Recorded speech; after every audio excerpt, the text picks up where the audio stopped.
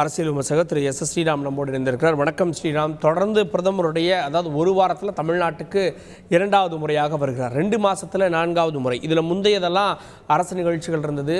இப்போ கடந்த ஒரு வார நிகழ்வு அப்படின்றது அரசியல் ரீதியான பல கேள்விகளை எழுப்பியிருக்கு. குறிப்பாக திமுக தரப்பிலிருந்து தேர்தலுக்காக தான் பிரதமர் அடிக்கடி தமிழ்நாட்டுக்கு வரார், பதவியை தக்க வைத்துக் கொள்ள அப்படின்ற குற்றச்சாட்டு வைக்கப்படுகிறது. பதிலன் நிச்சயமாக பதவி அவர்கிட்ட தான் இருக்க போகுது, அதுல மாற்று கருத்தே இல்லை. 3வது முறை அவர் நிச்சயமாக இந்த வாட்டி தமிழக மக்களையும் தேசியத்தில் இணைக்க வேண்டும் என்ற ஒரு எண்ணத்தோட தான் வராரு. தமிழக மக்களை ஏமாத்தி கொண்டு நிச்சயமாக ஒரு நல்ல ஒரு வளர்ச்சி திட்டங்களையோ தமிழ்நாடு இந்த 39 எம்பிக்கள் இந்த 5 வருடமாக தமிழ்நாட்டுக்கு என்ன செய்தார்கள் பார்த்தா ஒன்றும் கிடையாது. வெறும் எம்பிக்கள் ஆக்கி கொண்டு தமிழகத்துக்கு என்ன செய்கிறார்கள் என்ற கேள்வி இருக்கு. அதை தான் பிரதமர் நிச்சயமாக அதை ஆமா அரசியல் பண்றதுக்கு தானேங்க வராரு. இப்ப எலெக்ஷன் போதுதான் அதிகமாக வருவார்.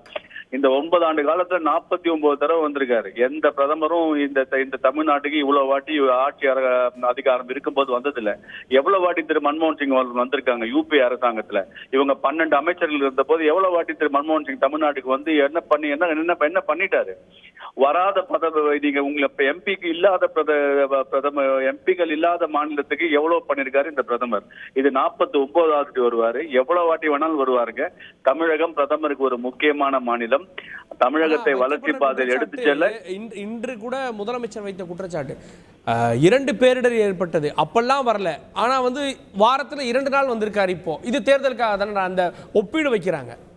எங்க மாநிலத்தை ஆளக்கூடிய முதலமைச்சரே அங்க போலியங்க. அவருக்கு கூட்டணி கட்சி தானுங்க முக்கியமா போச்சு. இந்தியா கூட்டணி முக்கியமா போச்சு. அந்த மாநிலத்தின் முதல்வர் அந்த ஊருக்கு போலங்க. கூட்டணி பேச்சுவார்த்தைக்கு போனாரு. இங்க பிரதமர் உடனே ராஜ்நாத் சிங் அனுப்பிச்சு வச்சாரு, நிர்மலா சீதாராமன் அவர்கள் அனுப்பிச்சு வச்சாங்க. பேரிடர் என்பது எந்த காலத்திலையும் அதை அறிவிக்க முடியாது என்பது அவர்களுக்கும் நன்றாக தெரியும். யூபி அரசாங்கத்துல தமிழ்நாடுக்கு அவர்கள் கொடுத்த பேரிடர் பணம் NDRF அமௌண்ட் கொடுத்தது வெறும் 6000 சில்லற கோடி ரூபாய் தான் 9 ஆண்டுகளில். இந்த 9 ஆண்டுகளில் நமக்கு தமிழகத்திற்கு கொடுத்த இந்த NDA அரசாங்கம் 12,000 கோடி மேல கொடுத்திருக்கு. மக்களுக்கு ரொம்ப நன்றாக தெரியுங்க. இது மத்திய அரசாங்கத்து மேலும் திரு பிரதமர் மோடி அவர்கள் மேலும் பழி சொல்லி ஓட்டிய காலங்கள் முடிவடைந்து விட்டன. தமிழக மக்களும் பிரதமரை நோக்கி போகிறார்கள் என்ற ஐயப்பாடுதான் இவங்களுக்கு இருக்கே தவிர அதனால இவர்கள் சொல்வதை எல்லாம் மக்கள் ஏற்க போவது இல்லைங்க. தமிழ்நாடு பொதுவாக பாஜகவுடைய நம்பர் கவுண்டிங்கில் அவங்க ரேடார்லேயே இல்லை அப்படின்னு அரசியல் விமர்சகர்கள்லாம் சொல்லுவாங்க. ஆனால் இந்த முறை நம்பர் கவுண்டிங்கில் எதிர்பார்க்குறாங்களோ? ஏன்னா பிரதமருடைய அடிக்கடி வருகின்றது இதை உறுதிப்படுத்துதோ? நிச்சயமாக தமிழக மக்கள் மேல் அவருக்கு அதனால அவருக்கு பற்று போயிடல இல்ல அது தமிழக மக்கள் தேவையில்லைன்னு அவர் நினைக்கலையேங்க. தமிழக மக்களை நிச்சயமாக அவர் விரும்புகிறார். அவர் நிச்சயமாக தமிழ்நாட்டுக்கு அவர் என்னெல்லாம் செய்ய வேண்டும் என்பதில் மாற்று கருத்து இல்லாம செஞ்சுட்டு தான் இருக்காரு. தமிழக மக்கள் அவர் சந்திப்பாருங்க. எவ்வளவு வாட்டி சந்திக்க வேண்டுமோ அவ்வளவு வாட்டி சந்திப்பார்கள். நிச்சயமாக மக்கள் பிரதமரை நேசிக்க தொடங்கி விட்டார்கள். நீங்க வரக்கூடிய 2024 இவர்கள் கூறி வந்த பல விஷயத்திற்கு ஒரு முற்றுப்புள்ளி வரும். அதை நீங்க பார்க்க தான் போறீங்க. நன்றி திரு எஸ் ஸ்ரீராம்.